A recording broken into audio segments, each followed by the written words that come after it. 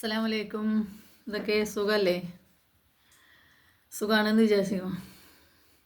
വിചാരിക്കുന്നു. ഇവിടെ അൽഹംദുലില്ലാ വലിയ കുഴപ്പമൊന്നുമില്ല, അങ്ങനെ പോകണം. അപ്പോൾ ഇന്ന് ഞാൻ പറയണത് എന്താ വെച്ചാൽ, ഒരു ലോണ് ഒരു രണ്ട് പെൺകുട്ടികൾ വന്നിട്ടോ നമ്മളെ വീട്ടിൽ കൂടെ. അപ്പോൾ ഈ വന്നിട്ട് ഇവർ നമുക്കൊരു നോട്ടീസ് തന്നിട്ട് എന്താവശ്യം ഉണ്ടെങ്കിലും നമ്മളോട് ചെല്ലാൻ പറയണം. നമ്മളവിടെ അൽനല്ലൂർക്ക്.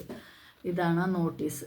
ഇതുണ്ടോ, ഇതിൽ ഈ ഭാഗത്ത് കൊടുത്തിരിക്കുന്നത് മൊത്തം ഇവരുടെ ലോണ് കൊടുക്കുന്ന മറ്റേ ബ്രാഞ്ചിൻ്റെ പേരുകളാണ്.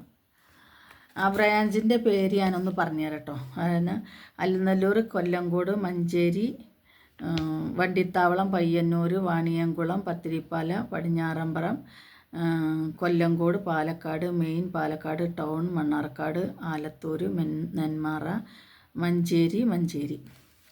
ഇതിപ്പോൾ അങ്ങനെ എടുത്തൊരു വീഡിയോ ചെയ്യാനുള്ള കാരണം എന്താണെന്ന് വെച്ചെങ്കിൽ, നമ്മളെ പെൺകുട്ടികൾക്ക് ആക്റ്റീവ അല്ലെങ്കിൽ ഓട്ടോറിക്ഷ, കാറ്, ടെമ്പോ അതൊക്കെ ഇതിൽ കൊടുത്തിരിക്കുന്നുണ്ടോ. എന്താ, അതൊക്കെ നമുക്ക് വേണമെങ്കിൽ ലോണായിട്ട് പോയി വാങ്ങിക്കാം. അപ്പോൾ വരുമാനമുള്ളവർക്ക് ഇത് വാങ്ങിച്ചു കഴിഞ്ഞിട്ടുണ്ടെങ്കിൽ തവണകളായിട്ട് തിരിച്ചടച്ചാൽ അതങ്ങനെ ഇതാകുന്നുണ്ട്. അപ്പോൾ ഇത്രയും സ്ഥലത്ത് ലോണ് വെച്ചിട്ട് അങ്ങോട്ട് ചെല്ലാത്ത ആൾക്കാരെ വീട്ടിലേക്ക് വന്നിട്ടാണ് അവർ ഈ നോട്ടീസ് കൊടുക്കുന്നത്. മഹിളാ ലോൺ, അതാണ് ഇതിൻ്റെ പേര്, മഹിളാ ലോൺ. അപ്പം ഞാൻ ഇതിനെപ്പറ്റി പറയണം എന്തെന്നറിയോ. എന്നോട് എന്തെങ്കിലും ആവശ്യം ഉണ്ടെങ്കിൽ ഇപ്പോൾ ഈ ലോണ് ഇത് മാത്രമല്ല, പൈസയായിട്ടും വേണമെങ്കിൽ അവർ ലോൺ കൊടുക്കുന്നുണ്ട്. അപ്പോൾ ഇതിൽ ഞാൻ പറയാനുള്ളത്, ലോണ് വേണമെന്നുള്ളവർക്ക് പോകാം, വാങ്ങിക്കുക, എന്ത് വേണമെങ്കിലും ചെയ്യാം നമുക്ക്. അപ്പോൾ ഇന്ന് നമ്മളെ വീട് തേടി വരികയാണ് ലോണ്. മറ്റതൊക്കെ നമുക്ക് ലോണ് വേണമെന്നുണ്ടെങ്കിൽ നമ്മൾ പോയി എവിടെയാണ് ലോണ് ഓഫീസെങ്കിൽ അവിടെ പോയി ബന്ധപ്പെട്ട് ആരെങ്കിലും പരിചയക്കാരെ കൊണ്ടുപോയി പരിചയപ്പെടുത്തി ഈട് നൽകി എന്നിട്ട് നമ്മൾ ലോൺ വാങ്ങണമായിരുന്നു. പക്ഷേ ഇന്ന് ഒരു ഈടും വേണ്ട.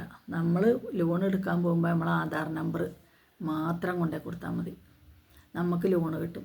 എന്ത് ലോൺ വേണമെങ്കിലും നമുക്ക് കിട്ടും. ഇതിന് ബാങ്കിലത്തെ അല്ല, ഇത് പ്രൈവറ്റ് ഇതാണ് കേട്ടോ. ഈ വനിതാ ഗ്രൂപ്പുകൾ തന്നെയാണ്. പക്ഷെ അതിൽ ആണുങ്ങളും ഉണ്ട് കൊടുക്കുന്നവർ. പെണ്ണുങ്ങളും ഉണ്ട്, ആണുങ്ങളും ഉണ്ട്. ആണുങ്ങളെയും കാണുന്നുണ്ട് നമ്മളിതിൽ. ഇതിൻ്റെ മാനേജ്മെൻറ്റൊക്കെ ചിലപ്പോൾ ആണുങ്ങളായിരിക്കാം നിയന്ത്രിക്കുന്നത്.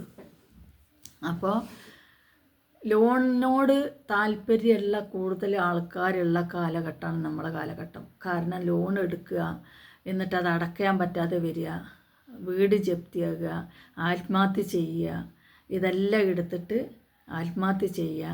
അപ്പോൾ ഇതിൻ്റെ ഞാൻ കാണിക്കുന്ന എന്തിനാന്ന് വെച്ചാൽ, ഇത് നമ്മളെ വീട്ടിലേക്ക് തേടി വന്നിട്ട് ഇവർ തരുന്ന മറ്റേ നോട്ടീസുകളും നമ്മളെ വിളിക്കുകയാണ് ലോണ് വേണമെന്നുണ്ടെങ്കിൽ വരാൻ പറഞ്ഞിട്ട്.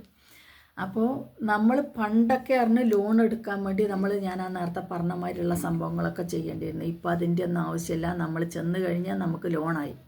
ഈ ലോൺ എടുത്ത് കഴിഞ്ഞതിന് ശേഷമാണ് പിന്നെ പ്രശ്നങ്ങൾ വരുന്നത്. 2 മാസമായി, 1 മാസം എങ്ങനെയെങ്കിലുമൊക്കെ അടച്ചു, 2ാമത്തെ മാസം തന്നെ നമുക്ക് ഞെരുക്കം വന്നു, 3ാമത്തെ മാസം നമ്മൾ അയലോക്കത്തു നിന്ന് തിരിമറി വെച്ച് അടച്ചു, 4ാമത്തെ മാസം തിരിമറി വെച്ചത് ഇതും കൂടി കൊടുക്കാൻ പറ്റാതെയായി, 2ാമത്തെ ഒരു ലോൺ നമ്മൾ എടുക്കേണ്ടി വന്നു.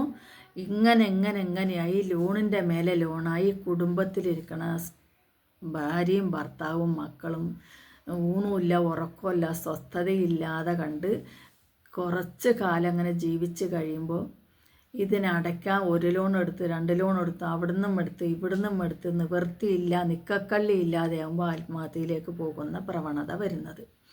അപ്പോൾ എനിക്ക് പറയാനുള്ളത്, പൊന്നു മക്കളെ, നിങ്ങൾ ലോൺ എടുക്കുന്നുണ്ടെങ്കിൽ എടുക്കണ്ടെന്ന് പറയാൻ എനിക്ക് അർഹതയില്ല. ഞാൻ ആരുമല്ല എടുക്കരുതെന്ന് പറയാൻ. പക്ഷെ എന്നാലും ഞാൻ എൻ്റെ അറിവ് വെച്ച് ഞാൻ പറയണം, ഒരുപാട് ലോൺ എടുത്തു കഴിഞ്ഞിട്ട് അത് തിരിച്ചടയ്ക്കാൻ പറ്റാതെ ആത്മഹത്യ ചെയ്യുന്ന കുടുംബങ്ങളെ നമ്മൾ ഒരുപാട് കാണുന്നുണ്ട്. അപ്പോൾ അതുകൊണ്ട് ദയവ് വിചാരിച്ചിട്ട്, നിങ്ങൾക്ക് ലോൺ എടുത്ത് അത് മാസത്തിൽ അത് അടയ്ക്കാനുള്ള നിവൃത്തി നിങ്ങളെ കയ്യിലുണ്ടെങ്കിൽ, അല്ലെങ്കിൽ നിങ്ങൾക്ക് അത്ര സ്ഥിരമായിട്ടുള്ള ഒരു ജോലി ഉണ്ടെങ്കിൽ മാത്രം നിങ്ങൾ ലോൺ എടുക്കുക. എന്നോട് ബന്ധപ്പെട്ട എനിക്കറിയാവുന്ന എല്ലാവരോടും ഞാൻ പറഞ്ഞു കൊടുക്കുന്ന ഒരു ഉപദേശമാണിത്. ഇന്നത്തെ കാലത്ത് ഉപദേശിക്കുന്ന ആർക്കും ഇഷ്ടമല്ല. സ്വന്തം മക്കൾക്ക് ഇഷ്ടമല്ല, കുടുംബത്തിൽ ഇഷ്ടമല്ല, മറ്റുള്ളവർക്ക് ഇഷ്ടമല്ല. പക്ഷേ എങ്കിലും ഞാൻ ഇത് നോട്ടീസ് കാണിച്ചുകൊണ്ട്, ഞാൻ ഈ നോട്ടീസ് എൻ്റെ കയ്യിൽ കിട്ടി അവർ കൊണ്ടുവന്ന് തന്ന് എന്നോട് ഈ വിവരങ്ങൾ പറയുമ്പോൾ തന്നെ ഞാൻ ഉദ്ദേശിച്ചാണ് ഞാൻ ഇതിനൊരു വീഡിയോ ചെയ്യുമെന്നുള്ളത്. അപ്പോൾ ലോൺ എടുക്കുന്നതിന് ഞാനെതിരല്ല, പക്ഷേ ലോൺ എടുത്തിട്ട് നിങ്ങൾ ലാസ്റ്റ് കുടുംബത്തോട് ആത്മഹത്യയിലേക്ക് പോകുന്നതിന് ഞാൻ എതിരാണ്. അപ്പോൾ എന്നിട്ട് എടുക്കുന്നില്ലെന്ന് വയ്ക്കുക, എടുക്കുന്നുണ്ട്, ഒരുപാട് ആൾക്കാർ എടുക്കുന്നുണ്ട്, അടയ്ക്കുന്നുണ്ട്. പക്ഷെ കുറേ ആൾക്കാർ നമ്മൾ കാണുന്നുണ്ട് ഇങ്ങനെ ലാസ്റ്റ് കുടുംബം ആത്മഹത്യയിലേക്ക് പോകണം, അല്ലെങ്കിൽ ഇരിക്കണ വീട് വിറ്റ് ലോൺ അടച്ച് തെരുവിലേക്ക് ഇറങ്ങുന്നതും കാണുന്നുണ്ട്. അപ്പോൾ ഒരുവിധം നിവൃത്തി ഉണ്ടെങ്കിൽ നമ്മളെ വീട്ടിൽ ചമ്മന്തിയും കഞ്ഞിയാണെങ്കിലും അത് കുടിച്ചുകൊണ്ട് ജീവിച്ച സമാധാനം ഉണ്ടാവും നിങ്ങൾക്ക്. ഇങ്ങനെയുള്ള ലോണുകളൊക്കെ എടുത്തു കഴിഞ്ഞാൽ നിങ്ങൾക്ക് സമാധാനം ഉണ്ടാവില്ല. പാവപ്പെട്ട കുടുംബത്തിൽ ചിലപ്പോൾ നമുക്ക് നല്ല മഴയും കാറ്റുമൊക്കെ വരുന്ന സമയത്താണെങ്കിൽ ഒരു 10 ദിവസം നമുക്ക് പണിക്ക് പോകാൻ പറ്റിയില്ലെങ്കിൽ, അല്ലെങ്കിൽ തന്നെ ഇന്നത്തെ കാലത്ത് ഒരുപാട് ബാധ്യതകൾ വരുന്ന കാലമാണ്. കാരണം കുടുംബശ്രീയുടെ ലോൺ ഉണ്ടാവും, മക്കളെ സ്കൂളിലത്തെ കാര്യങ്ങളുണ്ടാവും, എല്ലാം കൂടി നോക്കുമ്പോൾ ഇത്രയൊക്കെ ഉണ്ടായിട്ട് ഒരു കുട്ടിയുള്ള രേണു തന്നെ പരാതി പറയണു, ഋതപ്പനെ നിങ്ങൾ കൊണ്ടുപോയിക്കോളൂ എന്ന്. പക്ഷേ ഇതെല്ലാം കൂടിയുള്ള മനുഷ്യന്മാർ എന്ത് ചെയ്യും?